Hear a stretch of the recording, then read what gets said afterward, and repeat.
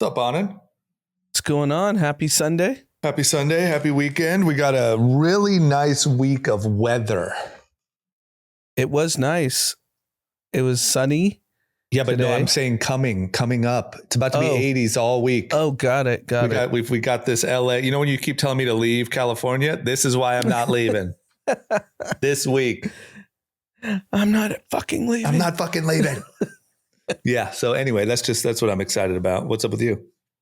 Not a ton. It's just normal kid shit for the weekend. Nice. I want to open the pod. Greg Garcia, who listens to the pod, he's a day one listener. Yep. And he's 26 years old. He DM'd me. He got diagnosed with leukemia and he's now in chemo. And he said the pod's going to help him get through it. Wow. What's his name? Greg? Greg Garcia. Well, shout out to you, Greg. Here's the good news. We're going to have a lot to talk about. There's nonstop content.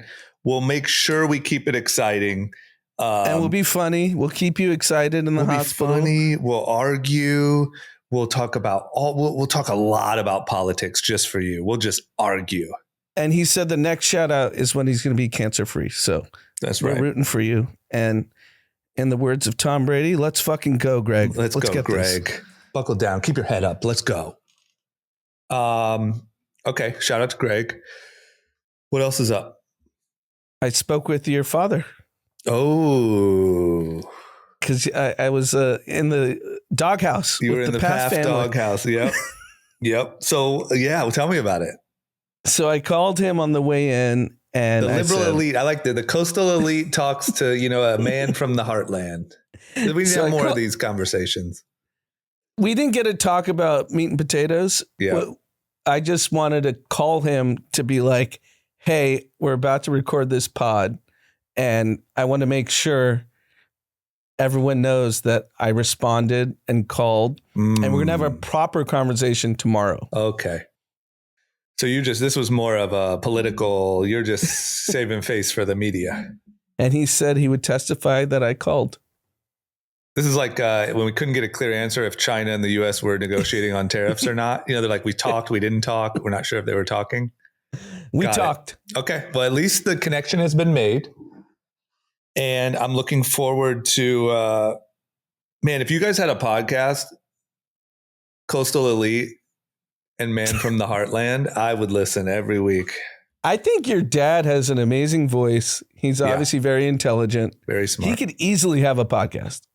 It's funny, we never did this growing up, but like our new thing now, him and I are pretty like on the same page. We don't really argue over anything like politically or news or whatever. But like whenever he comes out here or I go there now, we just like talk about, I don't know, we'll talk for an hour about like Vietnam and what it was like around that time, and also the government sort of lying and like all these different things. And yeah, he's incredibly smart and sounds like a radio jockey.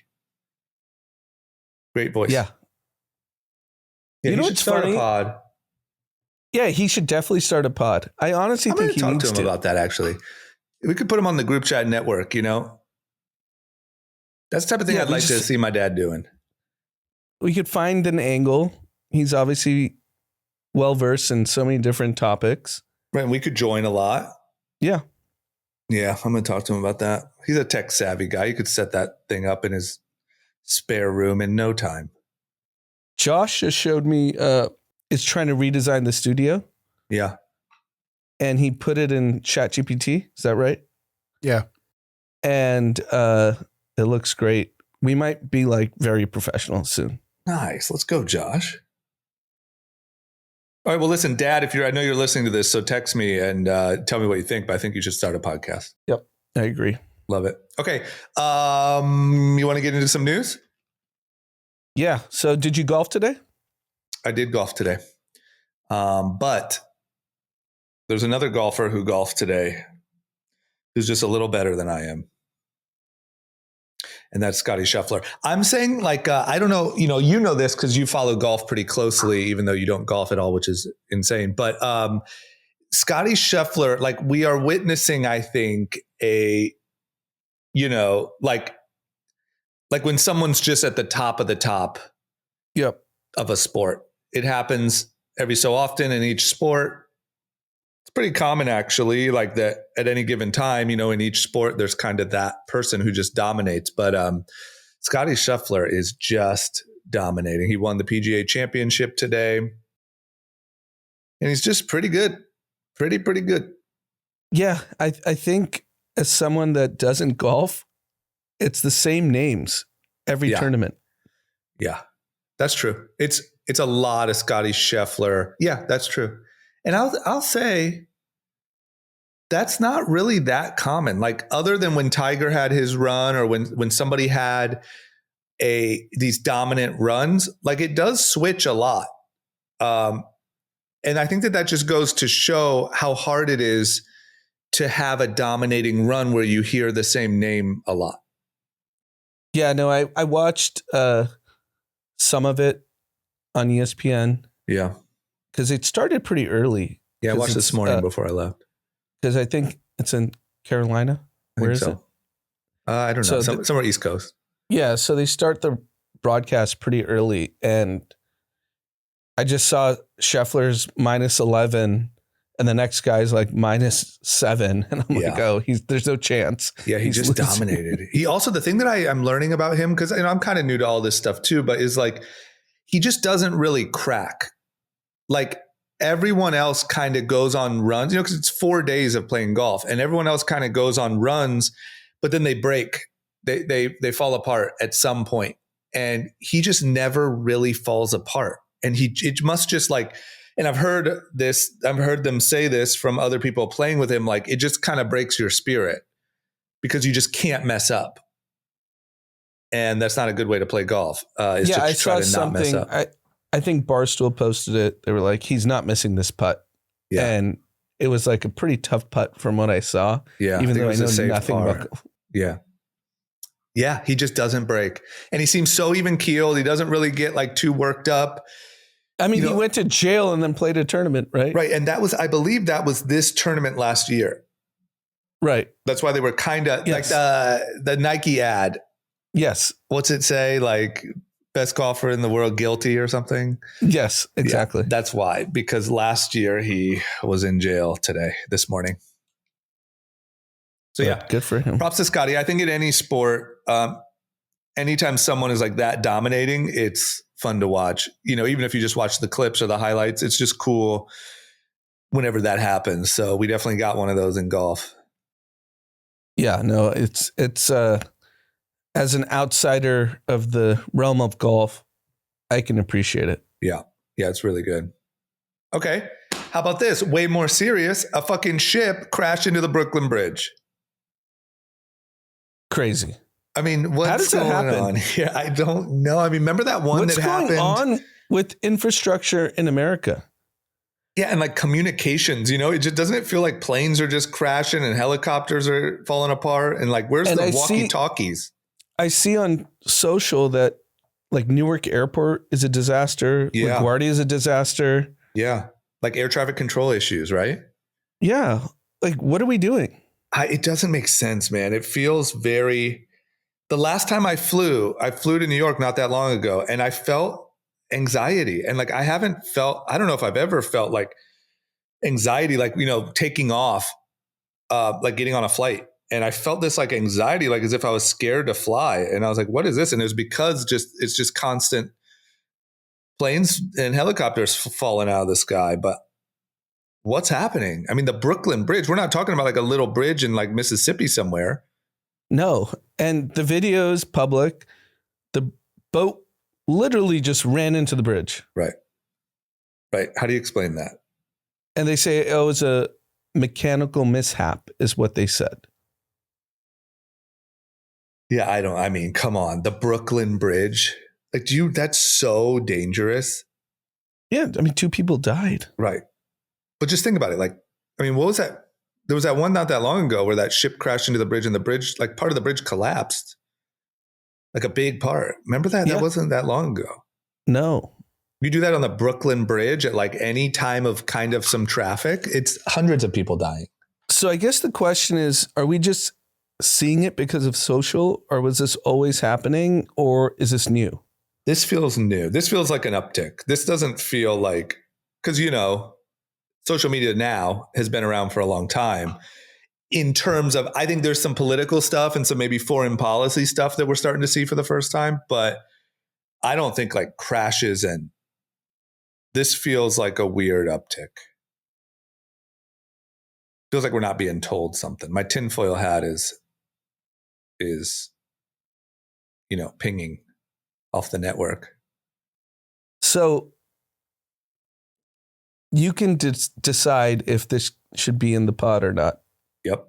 But I'm going to give you something that I was privy to. Yeah, love it. So because pro athletes are targeted for robbery, yeah, and their houses, where they go, everyone knows their schedule. Yep. The FBI and Secret Service meets with all the teams to kind of coach the athletes. Like how to protect themselves? Yeah. Don't post. Right. Don't walk around with watches, the whole thing. Yeah. Here's the thing where you can decide if we could put it on or not. Okay. A famous athlete told me that they were told that there's an uptick in child trafficking. Really? And be very careful with your kids. And they're taking them for organs. They're trafficking to God knows where. Wow. And it got me terrified. So there was an art fair near my place. Yeah. And Vivian was running around. She was literally less than 5 feet away from me. I was screaming at her, like, get back. Yeah. Because I heard this last week. Well, number one, why wouldn't we? That should definitely be on. Yeah. Sure. What are you concerned about? It just being too? I don't know. It's just, no. Yeah. At least, yeah. That's crazy. I mean, that's what I'm saying, dude. I was talking to a friend who's a girl who is probably 27. Pretty petite girl. Yep. And she told me a story about like walking in downtown not that long ago, and someone like tried to kidnap her. Like a van literally pulled up, and like guys got out and chased her, and she ran to a house and started beating on the door, and someone came, and then they ran away, and but literally just like a kidnapping, like in movies, like some sort of like maybe sex trafficking, human trafficking type of thing. Yeah. I think this is happening. That's what I'm saying, dude. But I will say that's where I agree with the Tom Homans of the world is I think that like painting, I'm not saying that everyone doing like child trafficking and that stuff is like illegal immigrants. I'm not saying that, but I think that there is a lot of that in this like border issue. And I think that there's just like a really ugly reality that we're just fortunate that we don't have to see. And we just get to walk around and just ignorance is bliss. And, even the left loves to paint all illegal immigrants as like great people. And, oh my God, I can't believe we're doing this. They're just here for opportunity. There's a lot of them for sure. But like, I just think there's such a dark reality that they don't talk about. Like it's not on the news. You don't hear about it. Yeah. Especially in a place like LA. The child thing is shocking to me. I didn't know that. Yeah, me too. They're being told, be very careful with your children. Gosh, your watches and your kids. That's nuts. Well, you know what to do. Watch those freaking kids, man. Yeah, because, like Vivian's 3, she just runs away. Right. I'm like, nope. Yeah, you need those little kid leashes. Get back. Yeah, that's crazy. Okay, well, everyone out there, be safe because protect your kids. Yeah, it's the same as this. I mean, to oddly tie it back into this ship story is like, I just feel like sometimes there's stuff that we don't know. And like, maybe they wouldn't say that like there's a communications issue with planes and boats and things are out. Like maybe they wouldn't say that because it would just like crater travel or something, but it just feels weird. It feels out of the norm. Yeah. No, I mean, hearing it from someone that got told by the FBI and Secret Service. Yeah, that's crazy. Okay, how about this? Completely different topic jump. Very positive, especially if you are, on the rocket ship that is Bitcoin. We're back. So We're back. Things were hot. What was that? Post-election? Post-election, we were hot, and then we crashed. Not crashed, but right. Correction in the beginning of the year. And I think what happened, at least in my world, is like it was super hot. Dee and I were super go America right after the election. Then there was like a correction and everyone just kind of got quiet. Like I feel like no one talked about it. I mean, I'm sure in the crypto world they did, but and then now we're just back again. So the highest weekly close in Bitcoin history last week? Yeah, so I think reached almost all-time highs today. Yeah, so it was 105 or something? It went to 107 or close to 107. Yeah. So Moody's downgraded the U.S. credit. Yeah. So U.S. credit is the highest rated credit in the world. Yeah. And they downgraded it because of the deficit, 36 trillion. Right. And I think that's why Bitcoin went up, because people don't have as much faith in the dollar.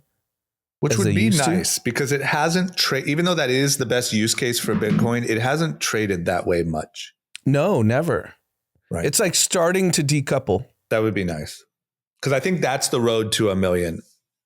If you pair with the market, I don't know if or when you get to those big potential numbers. I think if the psychology decouples, I think you could. Yeah, I mean, I think Eric Trump he was part of the delegation that went to the Middle East. Mm-hmm. And he was preaching Bitcoin. They're going to will it to $1 million. Yeah. They want that as their legacy. I think so too. And I think there's enough now, like there feels like this like critical mass of like smart and legitimate and whatever institutions and people that are on board. I just think it has to break away psychologically from the market because it's not the market. It's a totally separate like thesis. Even if you're just investing in it as a store of value, as a limited asset sort of against the dollar, it's just a different thing. And people don't invest in it in that way yet. So Michael Saylor, who obviously is very famous for buying a ton of Bitcoin, it's a leverage bet. He borrows money and then he buys Bitcoin. Yeah. Through MicroStrategy. Yeah. So the math is pretty simple. There's 21 million coins that will ever be mined. Yep. 4 million are lost. They're in the ocean. Yep. He claims he's going to burn his coins when he dies. Interesting. And I think he owns 5% of the supply. What's his reason for burning all of his coins? He's just such a believer that he's like scarcity. Yeah, it's a supply shock. Yeah. Is what he's trying to do. Yeah, look, I'm with you. And like I said, to me, I think we're over the hump of like, there was that stigma that stuck around for so long of it being a black market drug dealer, dark web, payment system. And we're just past that. I just think that now it has to stop. It has to decouple from the market. And yes, I agree. If that's what's happening right now with the start of it, with getting downgraded and then that going up, that's actually a really good sign, because really it should have went up every time inflation was sticky. It should have went up every time. There's all these markers where it should have went up, and it always just stayed with the market. So anyway, we agree on that. I'm with you. Look, not investment advice. I just can't. It's really hard to see the other case. Even if you wanted to save 500K a coin, it's hard to see how not. Yeah. I mean, Brian Armstrong was on CNBC this past week saying it's going to be millions of coin. Right. Yeah. Okay. Well, You can't say that lightly. You can't say that lightly as the CEO of Coinbase. No, definitely not. And I'm guessing he said it very confidently. Yeah. Yeah. There was no doubt in his cadence. Well, I'm strapped onto the rocket ship, and I know you are more than any of us. So let's fucking go. Well, did you see the video of the daughter of a CEO of a crypto company getting? Yeah. Did. Yeah. Okay. So never mind. You're broke. You're broke and have no kids or watches. One of those is true. Okay. Next up, tariffs. So tariffs are still very real. We're going from 145 to 30%, which is nice, but still a complete shock to most businesses. And I would say the first major business that I've seen that has I'm like massive retailer on this level that has spoken out is Walmart, saying that it looks like they will have to raise prices. They said that in their earnings call due to tariffs. And this article here is saying Walmart has a 2% profit margin. Where do you expect them to eat that cost? So it's, this is a lot of what we talked about, especially on the episodes with just you and I on. And we talked about how much such a little change in kind of the unit economics of a business can completely make it go from being a huge business to not making any sense and not being profitable. And this is kind of getting into that conversation. Yeah. So apparently the administration is telling Walmart, you have to eat the tariffs. Right. Like, don't raise the prices on consumers. Right. But if you operate on a 2% margin, even though it's billions of dollars, so right. we're not going to make light of that. But what's the end goal? Right. And it's what I was saying. You go. Sorry, finish. No, I said, how does this not ultimately affect the American consumer? That's right. All.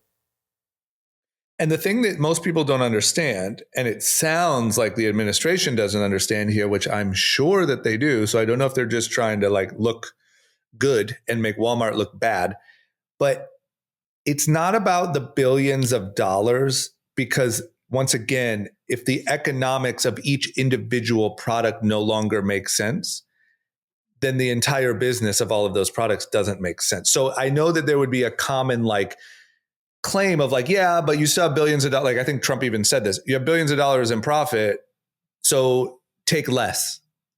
But it's not that. It's about now if a company has to charge $10 as opposed to $8 and Walmart charges 10 at retail, it no longer makes sense.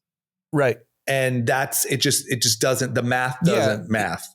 Yeah, the dynamic you're explaining is basically that the small business can't even support the demand for Walmart if they are increasing their prices, right? Right.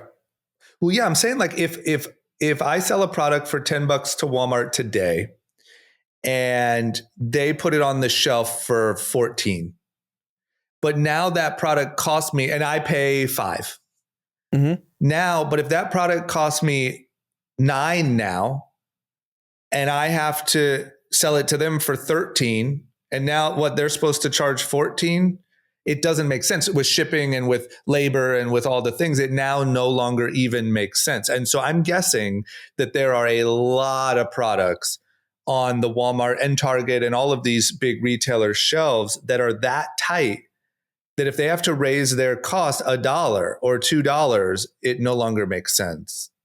They're in the negative.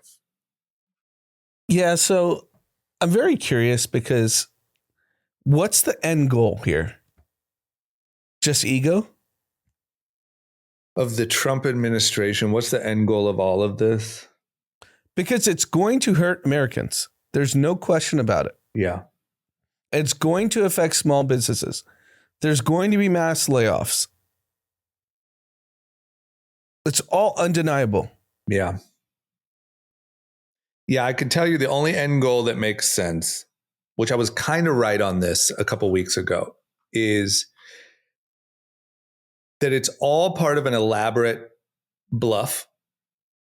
And ultimately, look, I think the proper way to do this would have been to say, hey, here's our tariff calendar. Starting in 2 years, tariffs are going to go up to 25%. In 3 years, they're going to be 35. In 4 years, they're going to be 50. And, if Republicans win again, they're going to be 145. And so all businesses start planning now. This is going to happen. Take my word for it. If your goal was really to get all of this manufacturing onshored, you'd have to do something like that. So all that I can imagine, because they know that people can't build factories that fast. They know that. So all I can imagine is this is directed at China to get them to open up more to American businesses and to shift their tariffs. And then, maybe in the long term, we'd also like to get more stuff moved here. But you're right. You can't do it that abruptly. Yeah, because I guarantee you by end of June, small business manufacturers are going to be struggling. Yeah, I mean, let me tell you, okay, I'm sorry that I have to do this, but I have to be really cryptic. The new thing that I am seeing is there are calls being made from these small businesses that we're talking about to bigger businesses asking for help. Like, what can we do? Can you guys manufacture our product for us? Can we sell to you? Can we partner? Are you interested in a licensing deal? Like give up your IP? Like they're willing to give up. They're willing to do a deal. Because I would say like the first person that gets absolutely creamed out of the water here is like literally like the startup. You're piecing it together, like kind of like what you see on Shark Tank. Like, let's say the business is on Shark Tank and maybe you got a big order from like CVS. You are creamed right now because you are not very sophisticated with production. You're probably overpaying. You're probably paying a middleman. You're probably paying a distributor. You're probably paying a warehouse. You're probably paying all these things. Yep. So if you put 30% tariff on top of all that, your business no longer makes sense at all. So those guys are first. What I'm saying is a lot of those people are reaching out and proactively seeking help or deals or things. That's starting to happen because it just isn't possible if you're not savvy. I mean, I'll tell you this. I have no problem telling you this. When we started the card game stuff, when you first go work with big box retailers, you have to work with distributors. I can't go from my garage to Target. They don't allow it because they can't deal with 5,000 garages trying to get them product. They need people who know how to get the shit. Look, we're interested in your product, but you got to work with someone who knows our guidelines, who knows everything. We're not going to deal with your bullshit. So we had to do that for a while before we were able to earn to take it over ourselves. I'm telling you that. Can you just explain that so people actually understand it? Because obviously we've shipped to all these retailers, but there's, like you said, specific guidelines. Yeah. Like UPCs and all these things that are so detail oriented that a garage company can't do, right? No, it's labeling, it's UPCs, it's RFIDs, it's the number of products that you put in a specific box, how many boxes go into a carton, how many cartons go on a pallet. It's the labeling on all of your boxes, not your actual product, but the boxes your product are shipped in. It's ship windows. You can't miss those. There's no room. And every single thing that you don't do right, you're charged for.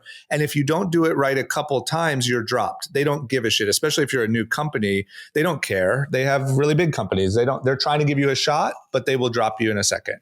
And so they have no interest in dealing with a million people trying to figure it out. And so what you have to do is you have to go to a distributor that is, signed off on, and that's how you ship. Now, that distributor takes a margin. And I'm just telling you from my own experience, if I was still working with a distributor, that's nothing but like luck of being in the game long enough that I've been able to earn doing it myself. If I was still with that distributor, our unit economics no longer makes sense. I can no longer ship games to wholesale today. which is crazy. And that happened, that we were with them for multiple years. Most people are with distributors. So I'm just telling you from my own knowing the actual math, I would literally today have to say, I can no longer ship you product. I'm in the negative now. So it's that little. If you have one thing, or maybe you have to pay a production agent who's just taxing you, or maybe you have to pay whatever, anything that's eating your margin, or you don't have a very high margin business, you're screwed. So there are interesting things starting to happen where exactly what we're saying on the pod is happening. And all of those people are starting to try to figure out how to save their business. So we're almost end of May. Yeah. When do you think the small business guy just gives up? Next month. Because the tariffs aren't ending. Yeah, I mean, it's not going to zero. Definitely end of July. I mean, the question is, so I would say what a lot of people are doing is just stopping imports and stopping shipping. Now, at 30%, maybe they're trying to get creative, but there's a lot of people just stopping. And so the question is, what's your head count? What's your overhead? How long can you just sit on the bench for? And I think it's probably July. Yep. I think Liberation Day was tariffs and Independence Day is bankruptcy. Oh, man. But, look, sad. I still believe it. I don't think they're going under 30%. I'm sorry. Yeah, maybe not. You might be right, but this is all I'm saying. Today, and I owe you an apology. I think it was by September. Labor Day. Yeah. But I still believe that they are either well aware that it's unsustainable, or they will see very quickly how unsustainable it is, and they will do something to correct it before, it's too bad. To me, it feels like COVID. It feels like COVID and stimulus. COVID, everyone was forced to shut down, so you had to give people stimulus. If everyone is forced to pay double the tariff, you're going to have to do something. The chess game that I can only think of at this point, because this is unsustainable. Yeah. Like, small businesses are going to go out of business. Yeah. Is, Trump's a real estate guy, right? Right. This will force unemployment to go up, and the Fed will be forced to cut rates. Right. And his real estate buddies win. That's the only thing I can think of. Okay, I hear you on that. My only thing I can think of is, however bad it is here, whatever impact here, it's triple on China, maybe 10x.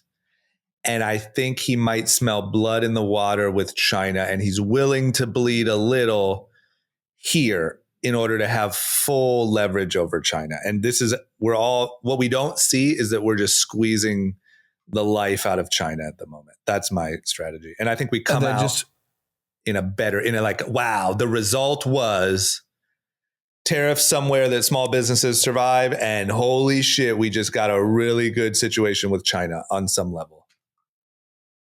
Yeah, possibly. I mean, he went to the Middle East and he's trying to reorganize the global structure, regime that, hey, USA. But yeah, it reminds me of in boxing. I'm a boxing nerd now, and there's a very common strategy that is sometimes you got to take one to give one. And that means you got to eat a little punch, because that's going to make the person open up and be vulnerable for a big punch.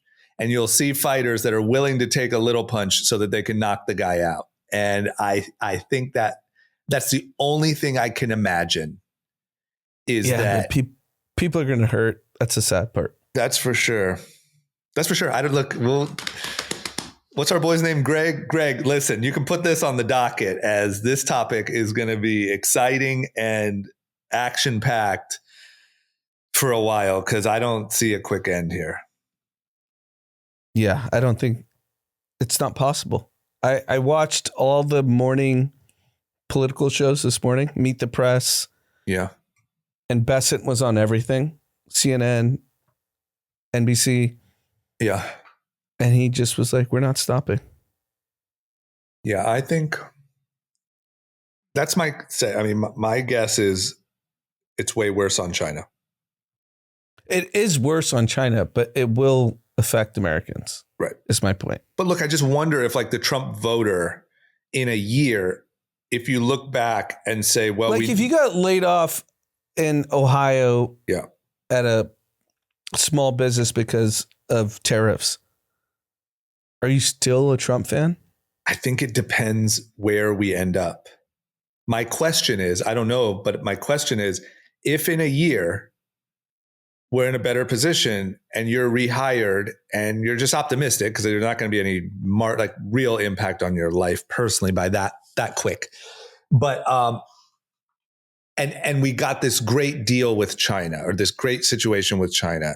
Do you feel like it was worth it? The same way that I'm telling the truth when I say that like there is a part of me that's willing to eat a little bit of pain to feel like I'm contributing to the overall like future of America. But you got to see that you did it. Like you can't just take pain for the sake of taking pain. It's like, okay, well, what's the outcome? What did we get for all this? The counter is that the jobs that they want to bring back to America, no one wants to do in America. Right. Which I don't agree with, but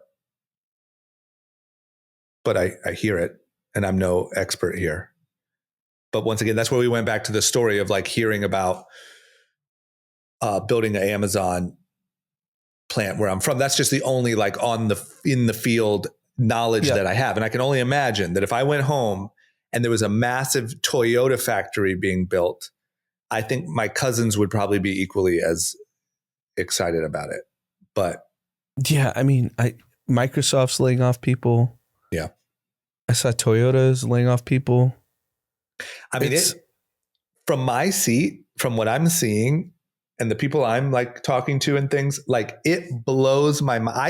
I guess that like earnings season like is just squeaking by like just in front of the real news, because it blows my mind that it's not already like mass layoffs and weighed down projections on Q3 and bad outlook for Christmas. And my expectation is that it starts next month. Yeah, like I said, my guess is July, and I think that you would. What are we in? January, February, March, April, May. So we're still doing Q1. So we're in Q2 now. June. Yeah, it's Q2 earnings. I just don't. It shocks me that everyone's earnings are so good, and everyone's forecasts are still decent. Yeah, like they're mentioning it, but not to the extent that. To me, I don't see how you're not. You know, when you're talking about profitability and things. Like I would suspect a mid-tier restaurant is already declining. I don't have the data on it, but I would suspect. Like who? I don't know, like a Chili's. Oh, right. Cheesecake. Right. TGI Fridays. Yeah.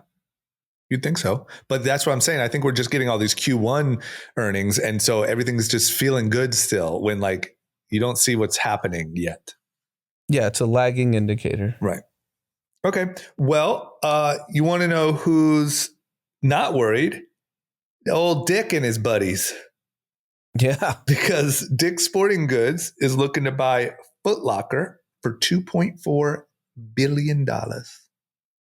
So Foot Locker's a retailer that everyone knows. Yep. And it's been on the decline for a long time. So they're a mall-based retailer. Yeah. And Dick's Sporting Goods is a brick and mortar.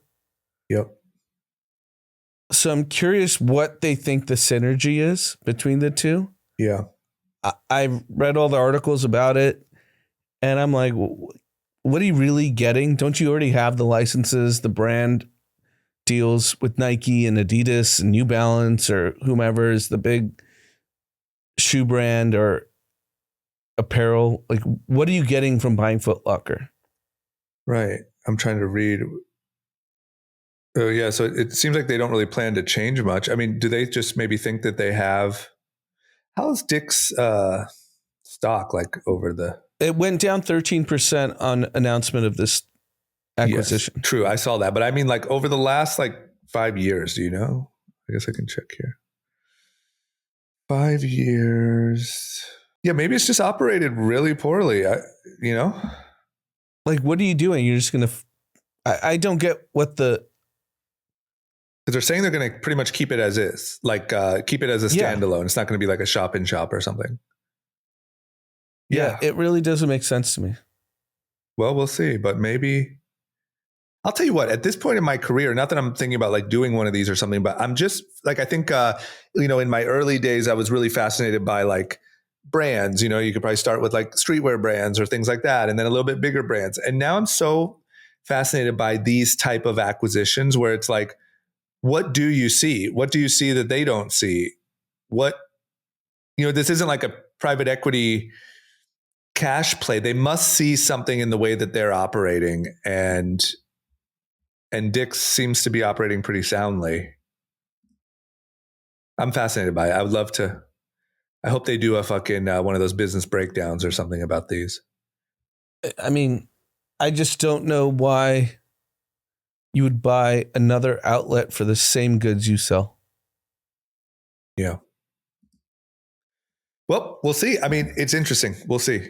And I know we have a lot of cool private equity and hedge fundy listeners. If anyone has any good education tools for me, books, podcasts, I'm fascinated by this type of deal. And I would love to. Ask Derry. He listens to the pod. Yeah, Derry, I'm going to holler at you. Because it's just like, yeah. I don't want to keep saying the same thing over and over, but obviously, we won't know. You don't know for 5 years, but, at best. But like, obviously, they see an opportunity here that Foot Locker is not capitalizing on. It's interesting. I'm sure Derry looked at the deal, by the way. Okay, Derry, I'm going to hit you up. Okay, how about this one is good, and it is right up the group chat alley. Now, you need to make a deal here, Anand. On Swiss Air, I'm sure they come around, they give you peanuts, some apple juice, some soda. You can even buy a drink, whatever you want. Now, you can also buy a nice little pack of Zins. So back in the day, you used to be able to smoke on planes, which seems insane to me. Now, you can't, obviously, but you can Zin. So you just, maybe order yourself a cocktail, pack your lips with a couple Zins, and you're partying. I love it. I mean, I think nicotine has become on the forefront of everyone's mind. Yeah, you need some athletic nicotine on. We'll get athletic nicotine on Swiss here. What's funny is go for something here. Go Delta. High Delta's doing well. Here's what's crazy. A friend of mine was on a Southwest plane popping an athletic nicotine, and the flight attendant stopped him. Bullshit. Yes, yesterday. Based on what though? What do you even say? Like, oh, this is not like a licensed product, or I don't know what the fuck the flight attendant said. And he just obliged and was like, okay, cool. And he didn't do it? Or he just waited till she walked down the aisle? I don't know, probably, but. Do you realize how absurd that is? It's totally absurd. That would have been a great video. You should have had him film it, you should have been like, look, dude, I will wire you $20K from the company. Just fucking cause an outrage. That story would have been everywhere. You would have had the Nelk boys like fucking freezing nicotine on every flight. RFK's popping Zin on congressional hearings. Yeah. In Congress. I mean, I didn't listen to the full episode, but there was number one, that's huge. Number two, there was an episode of Gabrielle Reese. Is that her name? The health? Huge athletic nicotine fan. Yeah. FYI. And she said on the pod, like I take the nicotine stuff and like literally almost like as a vitamin, it's like how she spoke about it. Is that her name? What's her name? Yeah. Gabrielle Reese. Yeah. Gabby Reese, she's married to Laird Hamilton. Yeah. And then there was another one too this is why I'm getting confused because I'm putting them both together in my head. I think that it was also Jillian Michaels, who is also like a health person. So anyway, both of them. Yeah. Okay. Well, you know what? Maybe go to Spirit Airlines and just start there, get content. Okay. Well, look, we're making progress. I personally think it's great. Once again, it's something that I'm still I don't feel right like telling people who have never had nicotine or, smoked or anything to start doing it. I don't know why I still feel that way, but do it at your own discretion. And I will say that, as we know, you and I both on, and the studies and things on it are so far pretty mind blowing. So, yeah. And it's just fun. Like whatever, I'll order a cocktail, get a container of Zins on your Swiss Air flight and let her rip. And what I've been told, you're on the golf course. It's rampant on the golf course. I mean, I don't even know if anyone that golfs doesn't have Zin in their pocket or some sort of pouch. It's not even, I don't know. It's hard to explain. Like you don't even think about it now. It's just like part of the thing. Yeah. I will say, I don't know if it's as big in like the gym. Maybe that's just my gym that I go to. I gave them a bunch of the athletic nicotine, but I just don't see, I don't know. Like on a golf course, you see it on the ground everywhere.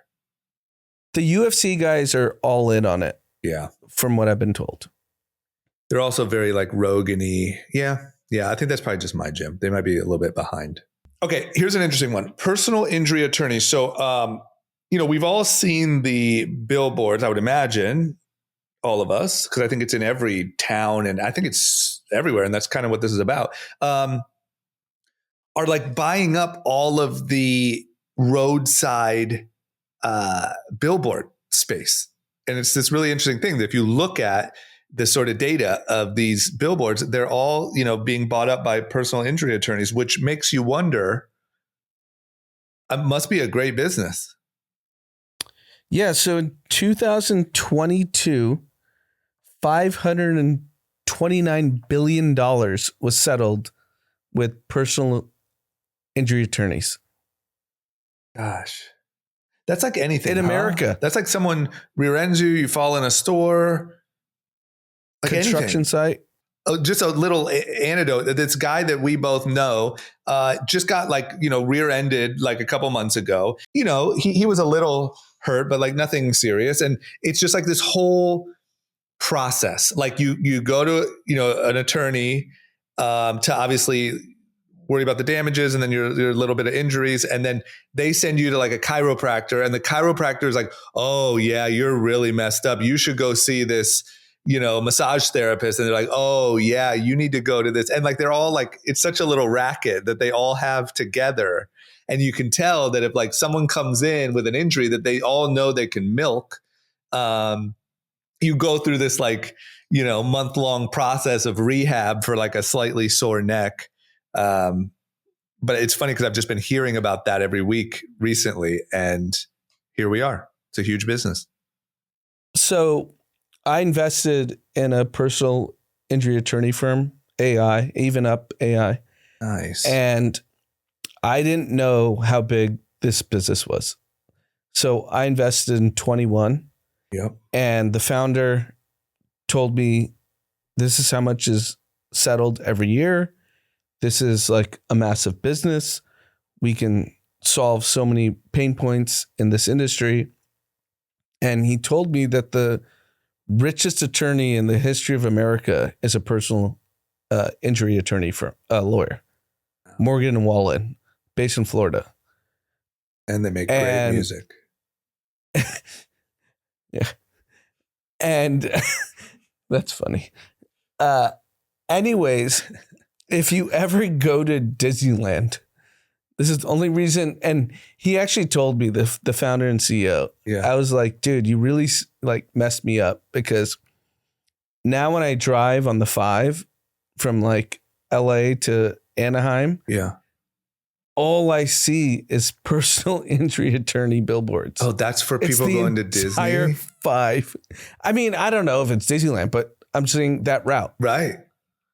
But there's all that shit down there. You know, I feel like that's probably a heavy route for not only fender benders, but then there's a lot of shit probably.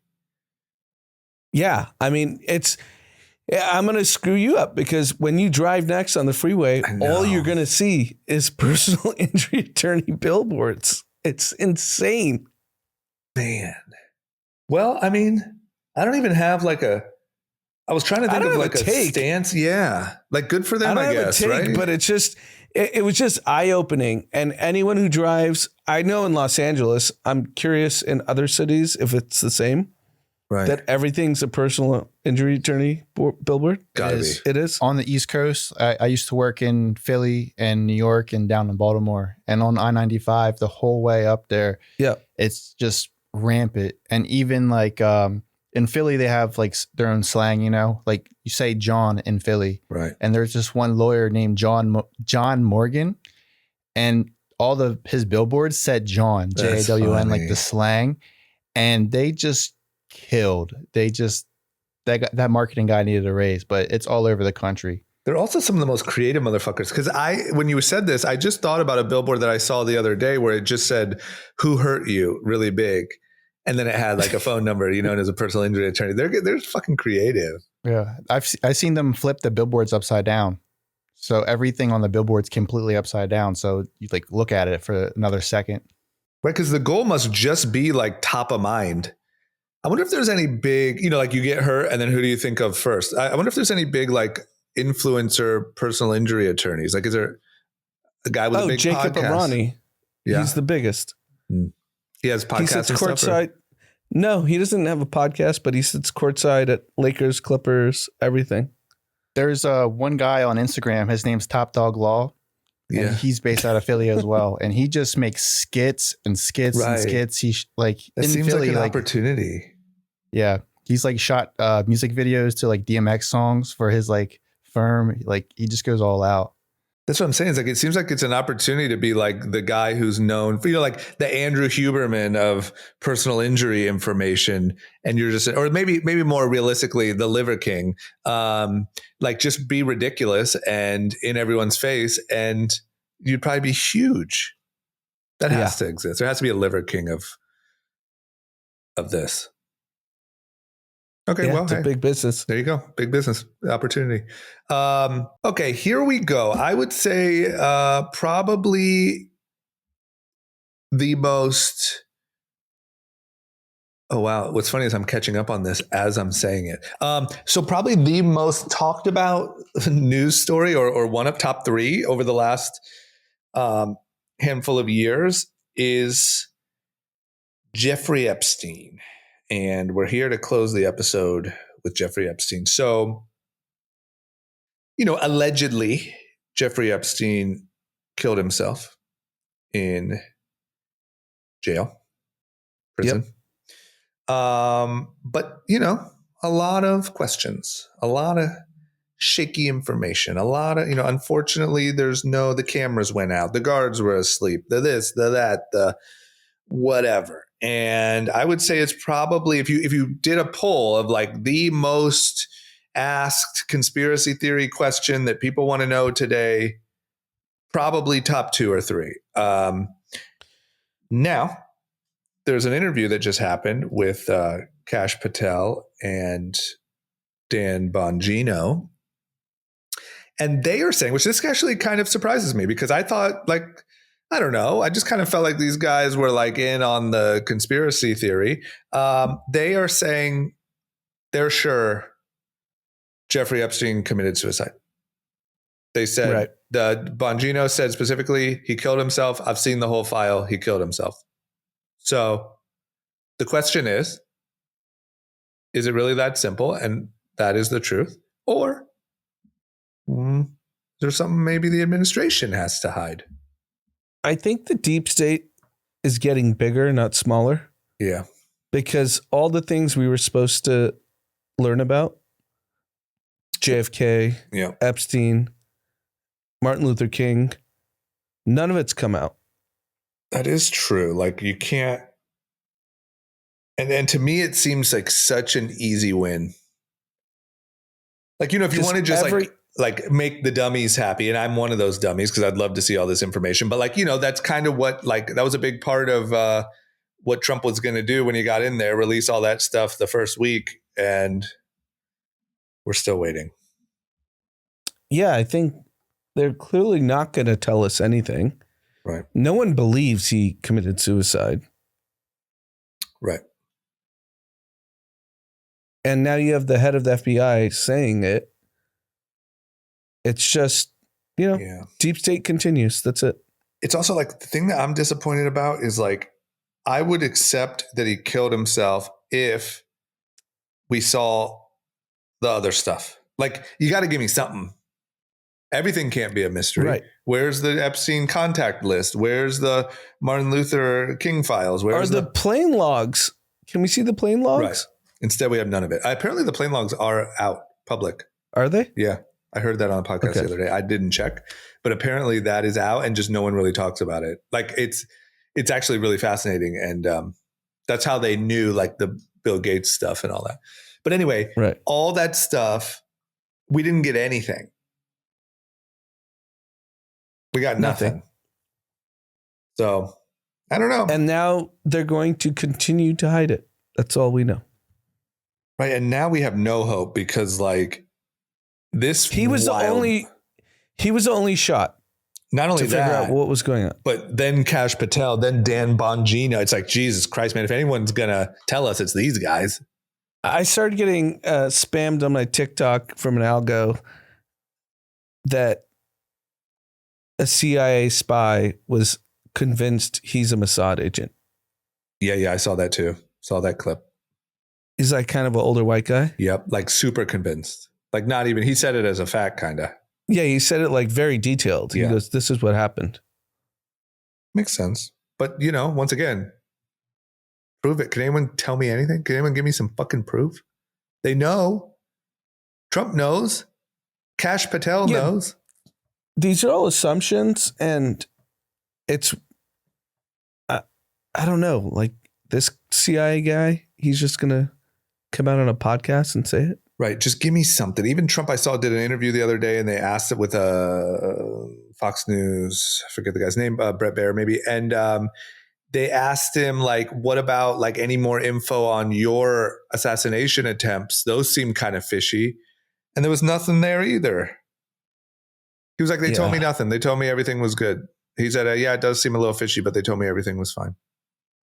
Just give me something. Yeah, we need to hear. Give me an alien body. Give me a fucking CIA definitely killed Kennedy. Give me something here, guys. Oh, let me tell you this. On the note of kind of, I would say borderline conspiracy at the time it was. Netflix puts out these shows called Turning Point. And I just want to urge. So like on one hand, we're talking about not learning anything. These Turning Point, there's one about 9/11, there's one about the Cold War, and there's one that they just put out about Vietnam.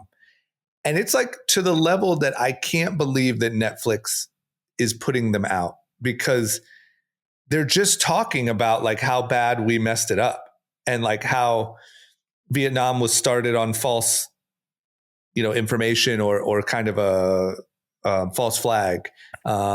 And 9/11, how bad we messed that up and how we had it kind of handled in Afghanistan, but then we went into Iraq for no reason. And like, they're really, really good. And anyway, I got to watch it. Came to my mind. Yeah. I would say start with 9/11 because that impacted us, in our lifetime, but then Vietnam and Cold War, it's pretty crazy. So hopefully, I guess maybe if we wait 40 years, we'll have the real Epstein documentary. Okay. We got some shout outs. YouTube. Okay. YouTube comments. Don't forget, go check us out on YouTube. The main reason why is number one, you get to see our beautiful faces, but number two, you get to leave comments and sometimes they're really good. And I would say this one's really good. Frank Davenport says, Anand, you got to call back Mr. Pfaff. So he did kind of. He half called him back and he'll do the full call soon. Two shout outs from Kyle. Hey fellas, I'd like to give you a shout out. I'd like to give a shout out to one of my best friends, Leonard, who put me onto group chat 6 years ago and who just welcomed a stud of a baby boy into the world, baby Leo. Get this baby a camera and in the DJ booth ASAP. You and C are going to be incredible parents. I can't wait to see your beautiful family grow together. Don't forget about the boys or else. Okay. Shout out to Leonard. Shout out. Did we miss anything? Have a great week. Have a great week. Protect your margins. Protect your kids. And protect your damn kids, man. Your watches, your kids, and your margins. Keep them all close to the vest this week, okay? Bye, guys. Peace.